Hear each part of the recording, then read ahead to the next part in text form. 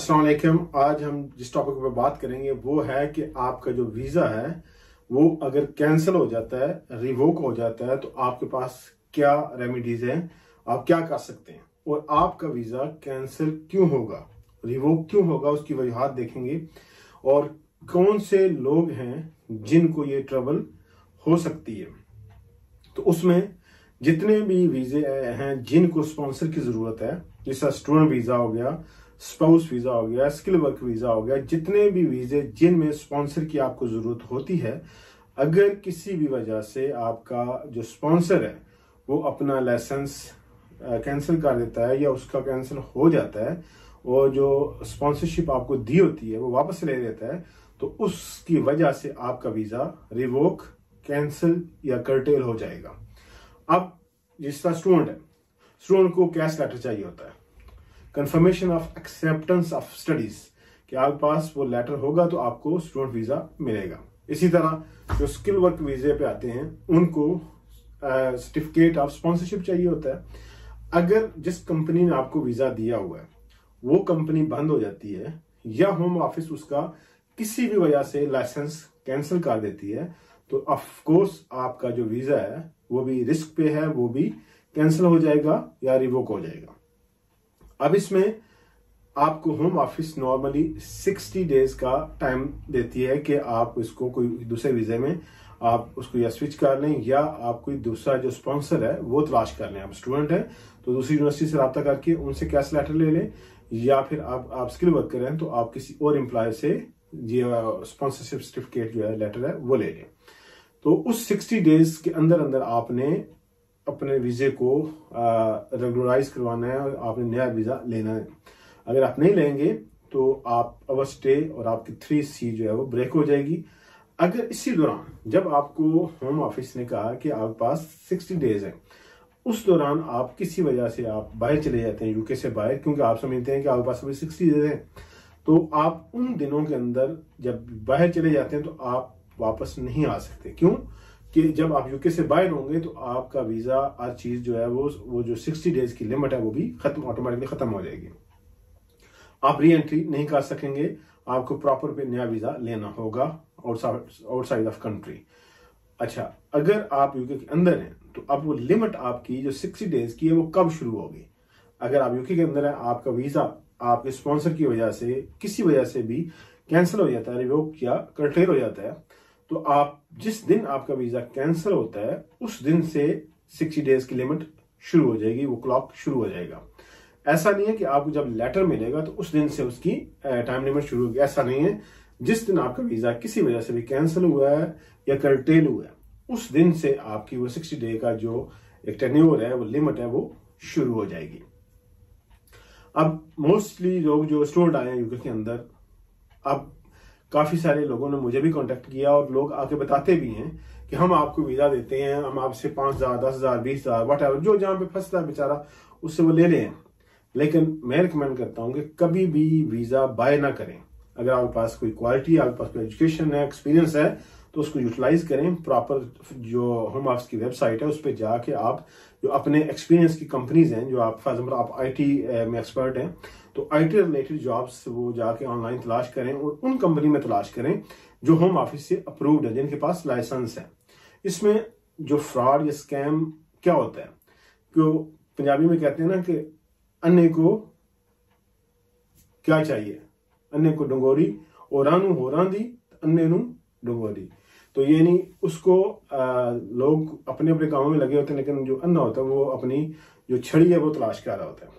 या ये कहें कि 2 और 2 4 क्या होता है, भूखा यही कहेगा 2 2 4 रोटियां होती हैं। तो ऐसे ही है कि जब बंदा यहाँ मुश्किल में होता है तो वो कहता है या किसी तरीके से कोई आसरा मिल जाए, डूबते को तिनके का सहारा, तो वो कोई बंदा कहता है कि मैं आपको जॉब वीजा लगवा देता हूँ, आपको वीजा ले देता हूँ, बाई करवा देता हूँ, तो बड़ा खुश होता है। लेकिन इसमें नुकसान ये है, फॉर एग्जाम्पल मैं आपको एग्जाम्पल देता हूँ कि एक कंपनी है, उससे आपने वीजा बाय कर लिया वट एवर द प्राइस, जो इलीगल है, आप ले नहीं, इससे बाय नहीं कर सकते, ना ही वो बेच सकता है। अगर उसको जरूरत है तो आपको जॉब प्रॉपर ऑफर करेगा। क्यों कि उसकी सारी टर्म एंड कंडीशन, लिमिटेशंस, उसकी जो रिक्वायरमेंट्स हैं वो पूरी करनी होती हैं। आप एक कंपनी, आपने उससे जॉब ले ली, आपका वीजा भी लग गया 5 साल का, आप प्रॉपर काम भी शुरू कर दिया, लेकिन किसी वजह से वो कंपनी बंद हो जाती है या होम ऑफिस उसका वीजा रिवोक कर देती है, कैंसिल कर देती है, तो आप फिर कहाँ जाएंगे? वो आपके जो 20,000 आपने दिए कहाँ जाएंगे? आप फिर 0 पे 0 है। तो ये है कि बहुत सारे लोग इस तरह करते हैं, कंपनी बनाई हुई हैं और उसके बाद धड़ाधड़ उनको वीजे लोगों को दे रहे हैं, तो वो किसी वक्त भी रफू चक्कर हो सकते हैं। जब रफू चक्कर होंगे तो आपका वीजा उसी दिन से वो कंटेल या रिवोक हो जाएगा और आप दोबारा फिर उसी पॉइंट पे आ जाएंगे जिस पॉइंट से चले थे। तो इसलिए बेहतर है, अगर आपने जॉब लेनी है, स्किल वर्क वीजा लेना है, तो इन हथकंडों में ना आए, इन लोगों के जाल में ना फंसें। आप खुद जो होम ऑफिस की वेबसाइट है वहां से कंपनीज की लिस्ट निकालें। मैं इसका लिंक भी दे दूंगा आपको, यूट्यूब के चैनल में लिंक उसमें दे दूंगा कि कहां से आप जाके उस कंपनियों की लिस्ट निकाल सकते हैं। उन कंपनियों की लिस्ट निकाल के या तो डायरेक्ट उनको अप्रोच करें या बहुत सारी रिक्रूटमेंट एजेंसीज हैं उनके थ्रू आप रब्ता कर सकते हैं। आई नो ये बहुत मुश्किल प्रोसेस है, आसानी से नहीं मिलती जॉब, लेकिन ऑफ कोर्स आपको कुछ न कुछ करना है। तो अगर आप इस तरह झंझेल में पड़ेंगे, स्कैम में विक्टिम बनेंगे, तो आपके लिए कल प्रॉब्लम होगी, क्योंकि हर महीने आपकी वेजेस जो एक प्रॉपर टैक्स है वो सारा फाइल होना है, वो जमा होना है। अगर वो नहीं होगा तभी आपके प्रॉब्लम हो सकती है, क्योंकि जो होम ऑफिस का सिस्टम है उसमें हर महीने एम्प्लॉयर ने अपडेट करना होता है कि उसका स्टेटस क्या है, उसकी कितनी इनकम है, वो सारा हर महीने अपडेट होगा। और वो होम ऑफिस किसी वक्त भी उसका जो है वो ऑडिट कर सकती है, विजिट कर सकती है, उनको चेक कर सकती है। तो जब भी उनको लगे कि यहाँ पे गड़बड़ हो रही है तो वो लाइसेंस रिवोक कर सकते हैं। अब फॉर एग्जाम्पल एक बंदा है, उसके पास लाइसेंस है लेकिन उसके पास स्टूडेंट काम कर रहे हैं। स्टूडेंट, आपको पता है कि उनको कुछ यूनिवर्सिटीज जो है उनकी स्टडी के मुताबिक 10 घंटे अलाउ करती हैं, कुछ 20 करती हैं, ठीक है। अगर कोई बंदा इलीगली काम कर रहा है तो ऑफकोर्स उसको जो एम्प्लॉयर है उसको 10,000 पाउंड फाइन होगा। अब होम ऑफिस पे है कि अगर वो होम ऑफिस से रजिस्टर्ड है, होम ऑफिस उसका लाइसेंस भी कैंसिल कर सकता है, क्योंकि वो गलत जो है एक्टिविटी में इन्वॉल्व है, या फिर अगर वो जस्ट बोगस वीजा इशू कर रहा है तो उस वजह से भी होम ऑफिस उसका लाइसेंस कैंसिल कर सकता है। अगर होम ऑफिस उसका लाइसेंस कैंसिल करेगा तो जितने भी वीजे उस कंपनी से इशू होंगे ऑटोमेटिकली वो भी कर्टेल हो जाएंगे, वो भी कैंसिल हो जाएंगे। जब वो कैंसिल हो जाएंगे तो आपने जो जितना टेन्योर गुजारा था और या आपने जो पैसे दिए थे आपके किसी काम नहीं आएंगे, वो जीरो हो जाएंगे। तो इसलिए बेहतर यह है कि आप जब तलाश करें कोई जॉब तो प्रॉपर जॉब, प्रॉपर कंपनी जो है उससे तलाश करें। ये इन लोगों के हथों में न चढ़ें कि जो अपना काम निकाल के भाग जाते हैं। तो इसलिए ये चीज जो है आपका वीजा इस वजह से रिवोक या कैंसिल हो जाएगा। तो इसलिए उससे बचने के लिए आप अपने उस पर नजर रखें कि आपके एम्प्लॉयर ठीक है, आप उससे जो सारा जो सिस्टम चल रहा है, अगर खुदा न खास्ता किसी वजह से आपको लगे तो आप पहले ही उसकी तैयारी शुरू कर दें कि आपने उसको स्विच करना है या मूव करना है किसी और कंपनी में। तो ये है कि इसमें जब आपका वीजा कर्टेल हो जाता है तो आपको 60 डे दिए जाते हैं। 60 डे उस दिन शुरू होंगे जब आपका वीजा कैंसिल हुआ, उसके अंदर आपने अपने आप को रेगुलराइज करवाना है, आपने अपना वीजा जो स्विच करना है। जिस तरह स्टूडेंट का था उसको फिर नया यूनिवर्सिटी में जाना होगा, अगर वो स्किल वर्कर वीजा है तो फिर उसको नई कंपनी तलाश करनी होगी।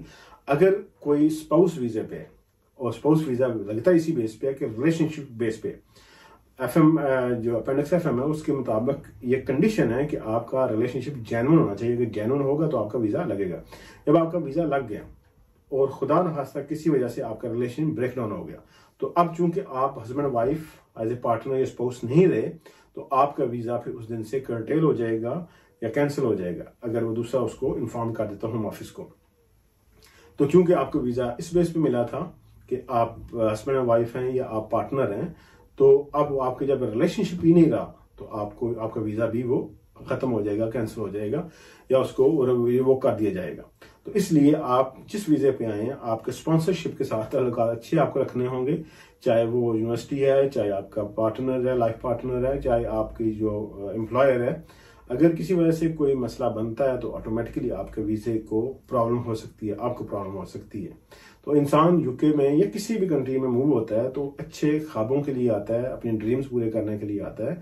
उन ड्रीम को पूरा करते करते आप कहीं किसी और जंजाल में ना फंस जाएं।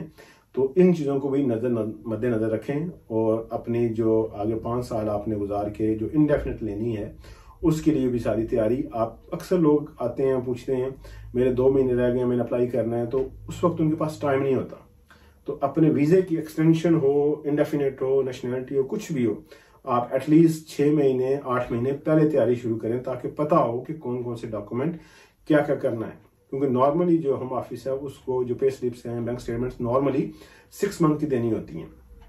तो इसलिए अपने आप को उस हिसाब से जो डॉक्यूमेंट सारे वो तैयार करें। अपने जो रिलेशनशिप डॉक्यूमेंट हैं, कोहैबिटेशन डॉक्यूमेंट्स हैं, इस तरह की जितने भी डॉक्यूमेंट्स हैं वो एक टाइम रख के उसको पूरा करें। ऐसा ना हो कि टाइम वीजा एक्सपायर होने वाला हो, आपका नेशनलिटी इंडेफिनिट ड्यू हो और आपको वो रिक्वायरमेंट पूरी ना हो, तो आपको मजबूरन या एक्सटेंड करना पड़ेगा या फिर 10 ईयर रूट पे जाना पड़ेगा। तो इसलिए अपनी रिक्वायरमेंट्स जो जो चीजें हैं उनको ऑन टाइम पूरा रखें, उनको देखें, क्योंकि आप इमिग्रेंट हैं। इमिग्रेंट के लिए वो सारी चीजें उनको हर वक्त मद्देनजर रखना जरूरी है। ये वीडियो हमारी जो है दूसरों के साथ शेयर कीजिएगा। अगर कोई आपको सजेशन है तो जरूर कमेंट्स में दें। वीडियो देखने का बहुत शुक्रिया। अपना ख्याल रखिएगा और हमारे चैनल का भी।